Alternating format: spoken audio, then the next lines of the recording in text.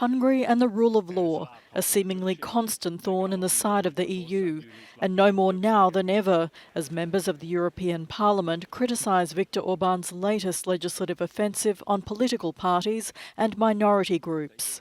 They describe the new laws as repressive and undemocratic, as the Hungarian Prime Minister proposes to change the country's electoral law to limit the opposition's ability to participate.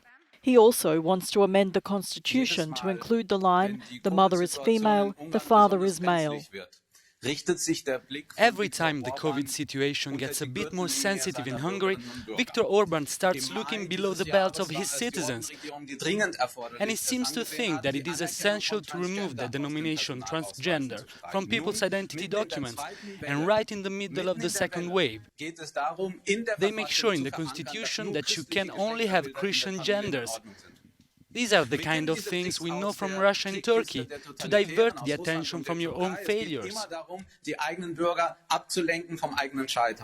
LGBTI and trans groups say the changes are restrictive, but the Hungarian government says they're essential for the protection of families. In the case of the electoral law amendments, the Justice Minister says they're aimed at fighting off fake parties. There are some governments who are very cynically exploiting this pandemic to expand their own authoritarian empires. And yes, it's the usual suspects. It's Hungary and it's Poland. And yes, it's again at the expense of women's rights and LGBTI people's rights. This coincides with the European Commission's first ever equality strategy, which aims to extend the list of EU offences to include hate crimes. It's their belief that everyone should feel free to be who they are. Christina Harrison, Euronews.